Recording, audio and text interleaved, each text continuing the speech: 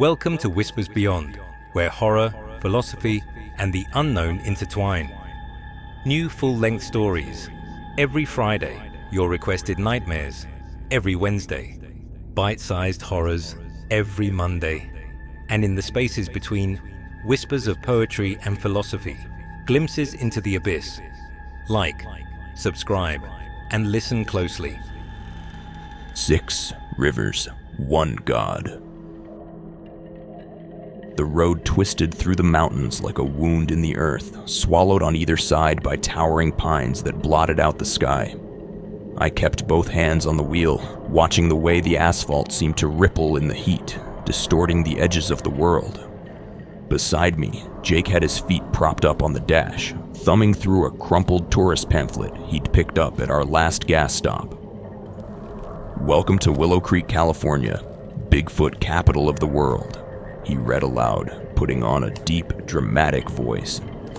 "Home to the legendary Patterson-Gimlin film, the largest collection of Bigfoot artifacts, and the annual Bigfoot Days Festival. Come see what lurks in the woods." He snorted and tossed the pamphlet onto the dash. "Dude, I can't believe no one else came." I shrugged, eyes fixed on the winding road ahead. Kinda their loss. Better than wasting the summer dicking around at home. Yeah, but a full group would have been sick. Hiking, drinking, maybe some horror movie bullshit in the middle of the woods. But nah, Matt's working, Travis flaked, and Daniel still whipped. He sighed and stretched. "Guess it's just us then." "Guess so." Something about the thought made my stomach knot. I'd been looking forward to this trip for weeks, picturing the 6 of us camping under the stars, getting drunk, telling stories by the fire. But now, with just Jake and me, it felt small, exposed. The town appeared around a bend, a collection of low buildings crouched in the shadow of the trees. A wooden "Welcome to Willow Creek" sign stood by the roadside, decorated with an aging silhouette of Bigfoot mid-stride. Below it, a hand-painted board read, "Bigfoot Days, July 13th, in fading red letters. Dude, this place is tiny. Jake leaned forward, peering out the window. The streets were nearly empty. A few trucks parked along the main strip, a couple of old-timers sitting outside a diner, watching us as we rolled past. No one waved. No one smiled. Just blank stares that followed us like a slow-moving tide. I cleared my throat. "Friendly town." Jake grinned. "Come on, man, it's a Bigfoot town. They probably love outsiders." I didn't answer. Something about the way the locals looked at us wasn't right. Not hostility exactly. More like recognition. Like they'd seen us before. Or expected us. We pulled into a gas station at the edge of town. The place was old, a single rust-streaked pump standing under a flickering light. The attendant, a wiry man in a stained flannel, barely looked up from his newspaper as I filled the tank. Jake wandered inside to grab snacks, returning a minute later with a bottle of water and a pack of jerky. "Guy at the counter said the campsite's about 20 minutes up the road," he said, climbing back in. "Told me to be careful." "Careful of what?" Jake smirked. "Didn't say. Just gave me a look, like he expected me to already know." I glanced at the attendant through the windshield. He was watching us now, his face unreadable, like a statue left too long in the sun. A hard knock on my window made me jump. I turned to find a sheriff's deputy standing there, a tall man in a crisp uniform, his face weathered like cracked leather. His badge read, "Henshaw." I rolled the window down. "Something wrong, officer?" He took a long moment before answering. "Where you boys headed?" "Camping," Jake said. "6 rivers, just for the weekend." Henshaw nodded slowly. His expression never changed, but something about his posture made my skin crawl. "Stay close to the roads," he said finally, "and don't go wandering too deep." Jake chuckled. "Because of Bigfoot?" Henshaw didn't laugh. "Because folks who get lost out there don't always come back." The words hung in the air. He didn't say anything else, didn't warn us about bears or the rough terrain or anything normal. Just that. Don't go too deep. He turned and walked away without another word. Jake let out a breath as I rolled the window up. Well, that wasn't ominous at all. I forced a chuckle. Probably just fucking with us. Tourists come here for Bigfoot shit. Bet he leans into it for fun. But when I glanced in the mirror, I saw Henshaw standing near his cruiser, still watching us. Not moving, not blinking, just watching. And suddenly, I wasn't so sure. The last stretch of town faded behind us, swallowed by the dense wall of trees lining the highway. The further we drove, the thinner the road felt, just a ribbon of asphalt winding through an ocean of green. The sun had started its slow descent, bleeding gold through the canopy, casting long shadows that slithered across the pavement. Jake had the windows down, letting the cool mountain air spill in. The scent of pine, damp earth, and distant water filled the cab, a sharp contrast to the stale gas station smell lingering on my hands.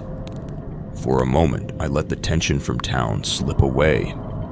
Out here, away from the staring eyes and hushed whispers, it was just us. The map from the gas station sat crumpled in the cup holder, the circled warning still fresh in my mind. No camping. Not safe. I hadn't told Jake about it. Part of me wanted to pretend I hadn't seen it at all. "Dude, this place is insane," Jake said, hanging his arm out the window. "Can you imagine living out here? Just you and the trees. No noise. No bullshit." "No cell service," I muttered, holding up my phone. "No bars." "Yeah, but think about it." He turned, grinning. "No alarms, no school, no jobs. Just waking up to this every day. Until a bear eats you." Jake laughed, shaking his head. "God, you're a buzzkill." The turnoff to the campsite appeared on our right, marked only by a battered wooden sign half hidden in the brush. Perch Creek, campground. I slowed and pulled onto the dirt road, the tires crunching over loose gravel. The deeper we drove, the thicker the trees became, pressing in on either side like the ribs of some sleeping giant. The road narrowed, twisting and uneven, cutting through the untamed heart of Six Rivers National Forest. A mile in, we passed an old wooden bridge arching over a narrow creek. The water glimmered darkly beneath, flowing slow and silent. Something about it made my stomach twist. Not the water itself, but how still it was. Jake pointed to the tree line. "Dude, look at that." I followed his gaze. Deep-set tracks, half covered by fallen leaves, trailed along the muddy bank. Too big for a human, too wide for a bear. Jake's grin widened. "Sasquatch, my guy. More like someone fucking around with fake footprints." "Maybe," he said, eyes lingering on the prints as we passed. "Maybe not." The clearing was almost too perfect. A ring of tall pines opened into a patch of flattened dirt and sparse grass, wide enough for a tent and a fire pit. The river was just beyond the trees, close enough to hear the water rolling over stones. I killed the engine. Silence dropped over us like a held breath. We climbed out, stretching, taking in the thick scent of pine and damp wood. The stillness was almost serene, except something was missing. No birds. No rustling in the underbrush. Just the sound of the river and our own breathing. I shook it off and grabbed the tent from the truck bed. No reason to freak myself out already. We set up camp fast, working on autopilot. Tent up. Firewood gathered. Cooler unloaded. By the time we cracked open our first beers, the sun had sunk low, bleeding orange across the tree line. Jake flopped onto a fallen log by the fire pit, stretching his legs. This is the life. I sat across from him, watching the way the flames flickered, throwing shadows against the trunks. I should have felt relaxed. Instead, I had the feeling you get when someone's standing too close behind you. Jake exhaled, letting the beer dangle from his fingers. Dude, what if we actually see something? Like Bigfoot? Yeah. He gestured to the trees. I mean, think about it. We're in the middle of one of the biggest reported Sasquatch hotspots in the country. What if all those crazy stories are real? What if something is out there watching us right now? I glanced into the trees. The shadows ran deep. The kind of dark that wasn't just the absence of light, but something else. Something solid. I forced a smirk. Then I hope it likes beer. Jake chuckled, shaking his head. Fine. Be a skeptic. We sat in silence for a while, the fire crackling between us. The night had fully settled, the stars scattered bright above the towering canopy. Miles away from any town, the sky felt bigger out here. Then, somewhere beyond the fire's reach, a sharp knock. It echoed through the trees, loud and deliberate. Jake stiffened. You hear that? I nodded slowly. One knock, then another. Further away this time. It didn't sound like a branch breaking. Not like something falling from the trees. It sounded like communication. I licked my lips. Wood knocks. Jake grinned, eyes wide. Dude, that's Bigfoot shit. They do that to talk to each other. A third knock, closer. My pulse thudded against my ribs. It's probably just some other campers messing around, I said, but the words felt thin. Jake stood, squinting into the trees. Hello. Silence. The hairs on my arms lifted. The knock came again, this time right behind our tent. I shot to my feet, the fire crackling wildly in my peripheral vision. Jake turned slowly, his breath hitching. The stillness deepened. And then, a low, guttural growl. Not a bear, not a mountain lion. Something deeper, richer. Like wet gravel shifting in a throat too wide for a man. Jake let out a nervous laugh. Okay, that one was creepy. I swallowed hard. The fire cast long, trembling shadows across the clearing and beyond them. The dark watched back. I reached for my flashlight. Relax, dude. Jake sat back down, smirking. It's probably just an animal. Worst case, we scare it off in the morning. But even as he said it, I saw it in his eyes. He didn't believe that either. The fire had burned low, its embers pulsing in the darkness like the last breath of something dying. The night wrapped around us, thick and absolute, broken only by the river's quiet murmur beyond the trees. The sky overhead was a sprawl of stars, cold and indifferent, their light unable to reach the forest floor. Jake yawned, stretching out on the log, beer dangling from his fingers. Man, I could pass out right here. I nodded, but my eyes stayed locked on the tree line. I hadn't heard another knock since that last one, but I could feel something. A weight in the air, pressing in from the dark. The kind of stillness that makes your instincts hum like a tuning fork. "We should probably call it," I said, forcing my voice to stay even. "Long day. Got a hike in the morning." Jake groaned, but stood, stomping out what remained of his beer before stretching his arms overhead. "You get paranoid too easy, man." He grinned. "Bigfoot's not gonna come in here and rip us out of our tent." I didn't answer. I just turned, unzipping the tent and crawling inside. The air inside was stuffy, thick with the scent of nylon and earth. I lay back, listening as Jake shuffled in beside me, the tent fabric rustling as he zipped the door shut. "Bet you $10 we hear some crazy shit tonight," he muttered, voice muffled against his sleeping bag. I didn't take the bet. I woke to something moving. At first, it was subtle. The distant crunch of leaves, the whisper of shifting underbrush. Not wind, not the river. Something walking. I held my breath, pulse hammering in my ears. Beside me, Jake was out cold, his breathing deep and steady. I turned my head slowly, listening. The footsteps were circling the tent.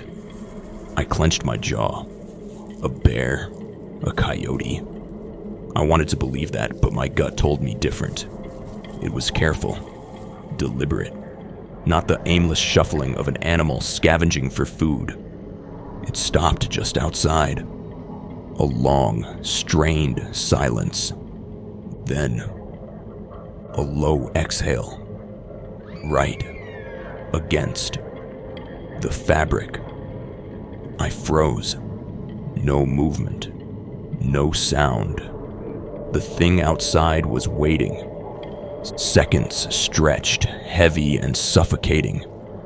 Then the tent fabric shifted inward just slightly, as if something had pressed against it. I opened my mouth to wake Jake. And then came the chanting. Distant at first. A soft hum through the trees, rhythmic and alien. I swallowed hard, heart pounding. Was it other campers? A hunting group? It grew louder. A rolling, throaty murmur, voices blending together in a guttural, almost melodic cadence. I turned to Jake, gripping his shoulder. "Wake up." He groaned, shifting. "Dude, what?" "Shut up." I clamped a hand over his mouth just as the footsteps started again. Closer this time. Jake stiffened beneath my grip, his breath suddenly sharp and awake. His eyes locked onto mine, confusion quickly morphing into fear. The chanting swelled, low and deep, vibrating through the ground. Jake whispered, "What the fuck is that?" I shook my head. "I don't know." The footsteps stopped right outside the tent again. Close enough to hear breathing. Close enough to smell it. Wet fur and copper, something spoiled beneath it. Jake sat up too fast, knocking into the tent wall. The movement sent a ripple through the fabric and outside. Something growled. Not a bear. Not a mountain lion. Something deeper. Richer. Like wet gravel shifting in a throat too wide for a man. Jake grabbed my arm, fingers digging into my skin. His face was pale, eyes darting to the tent flap. I swallowed hard. We had two choices. Stay inside or look outside. Jake made the decision for us. He grabbed the flashlight and unzipped the tent. Jake unzipped the tent in one swift motion, the sound like a blade slicing through the heavy night. The flashlight clicked on, its beam cutting through the dark. But there was nothing. Just trees. The dying fire, smoldering embers pulsing in the dirt. The river whispering beyond the tree line. But something felt wrong. The night wasn't right. Jake scanned the clearing, breathing fast. "I swear to God, dude. It was right here." I didn't answer. My stomach was a knot of ice, something deep and instinctual coiling inside me. I knew something had been out there. I had felt it. The flashlight swept over the trees, catching the edges of branches, gnarled roots clawing from the earth like exposed veins. The dirt near the tent was undisturbed. No footprints. No signs of anything walking in the brush. But I had heard it. I had felt it through the ground. Jake exhaled hard, shaking his head. Maybe I'm just... Something moved in the trees. A rustling, slow and deliberate. The flashlight snapped toward it. The beam caught the movement just beyond the fire's reach. Branches shifting, something slipping deeper into the woods. Jake turned to me. "I'm checking it out." My pulse slammed against my ribs. "Are you insane?" Jake grinned, but it was shaky, his excitement edged with something I hadn't seen before. Fear. "Dude, if this is Bigfoot, we could be the first ones to actually see it, to get proof." "That's not Bigfoot," I said, my voice low. "That's not anything we want to see." But he was already moving, stepping away from the tent, flashlight flickering over the undergrowth. I swallowed hard. "Jake." "I'll be right back," he called over his shoulder, voice too loud in the empty forest. Then he was gone. The night stretched long. I sat frozen in the tent, hands clenched into fists, listening. I should have gone after him. I should have pulled him back. But my body wouldn't move. Minutes passed.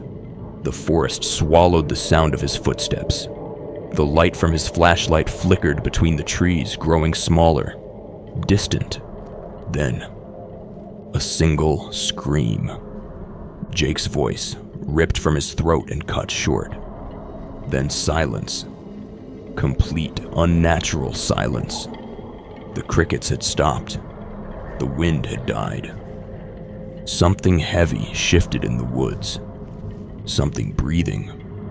I clamped a hand over my mouth, forcing down the panicked sob building in my chest. Jake was gone. And I knew.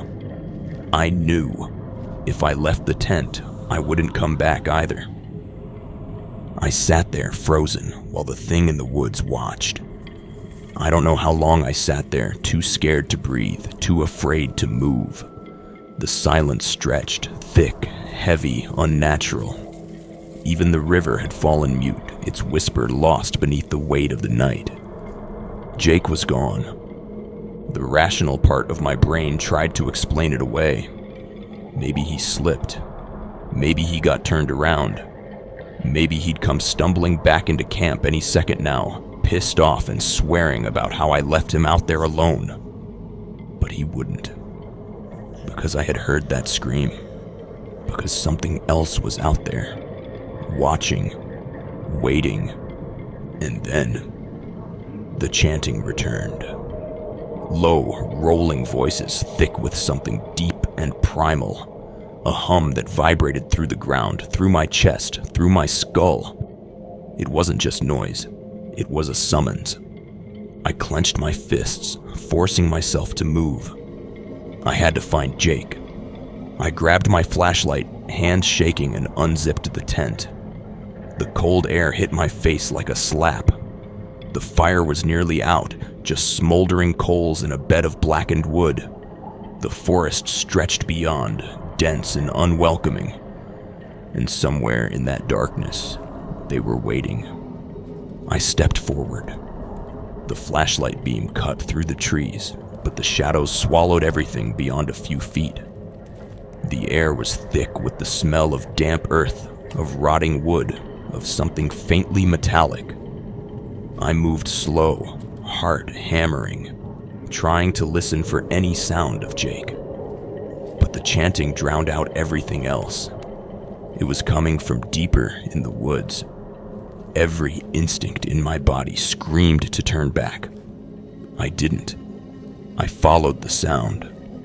The deeper I went, the more the trees seemed wrong. Twisted, gnarled things, their bark split and oozing sap thick as blood. The ground sloped downward, the dirt turning damp beneath my shoes. The further I walked, the more the air changed, thick with the scent of decay. Then the chanting stopped, and the forest breathed. I froze. Branches creaked overhead, shifting like ribs expanding. A breeze that didn't belong to the night moved through the trees, whispering against my skin. Then, a light, faint, flickering just beyond the next ridge. A glow that wasn't fire. I swallowed hard, stepped forward, and saw them. The clearing was too perfect.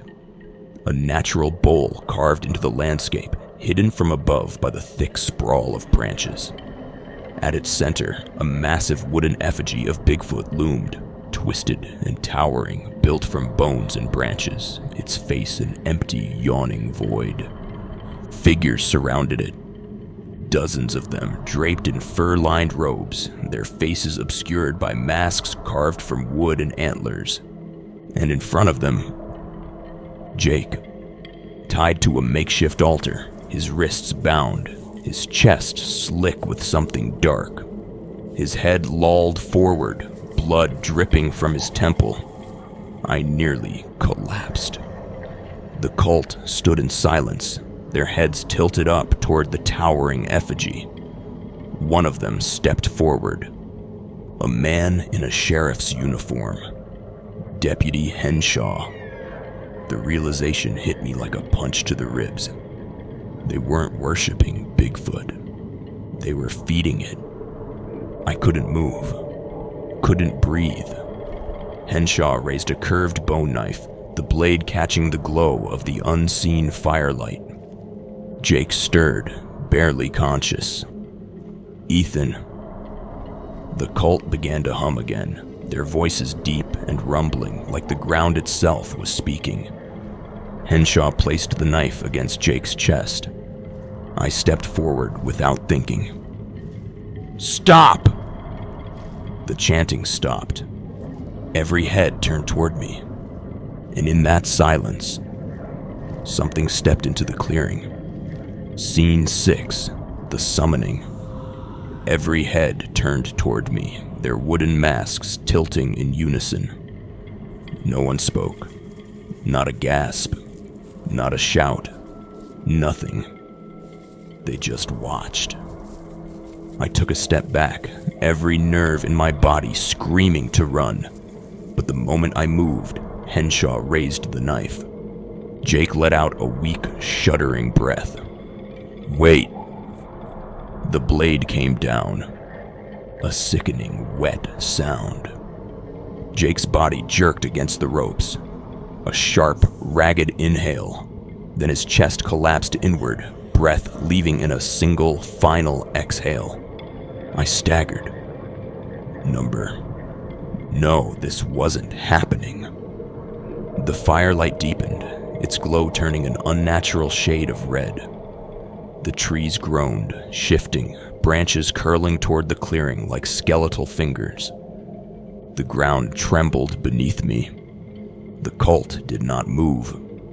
They only tilted their heads toward the sky as if waiting. The silence stretched, suffocating. And then, something breathed. Deep, resonant. A sound that came from everywhere and nowhere. The fire snapped higher, shadows spilling like liquid across the ground. The wooden effigy of Bigfoot trembled, the bones in its structure rattling like a thing alive. Henshaw stepped back from the altar, arms raised, his voice booming across the clearing. We bring the flesh. Now come forth, Great One. The trees shuddered, and then it stepped through. At first, it was just a shadow. A shape too large, its outline wrong, shifting as if it wasn't fully here yet. Then the fire roared higher, and I saw it. I saw him. Not the lumbering ape from the tourist traps. Not the silent watcher from the legends. This was something else. Something older.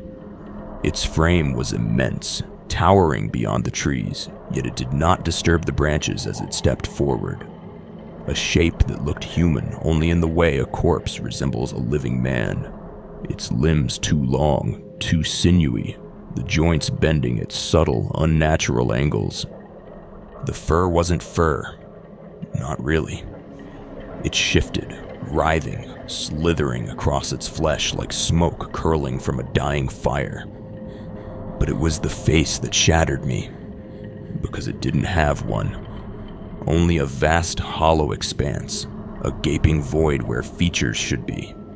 And yet, I felt it staring at me. My mind rebelled. It was wrong. A thing that shouldn't exist. And it had noticed me. The offering completed. The cultists dropped to their knees, chanting again, their voices low and full of reverence. Henshaw turned back toward me, expression unreadable beneath his mask. "You shouldn't have come here," he said. And then he gestured toward me. 2 cultists lunged forward. I whirled, sprinting for the trees. Something caught me. Hands. Too many hands. Gripping my arms, my legs, forcing me down. The earth was cold beneath me, damp with blood. The firelight warped, shadows twisting and stretching, and I realized the thing in the trees was moving toward me. No, not toward me. For me. This wasn't a worshipped god. This was a hunger. And I was its next meal. I struggled, fighting, kicking, screaming. But it didn't matter. The last thing I saw was that hollow void of a face, inches from mine. And then the world went black.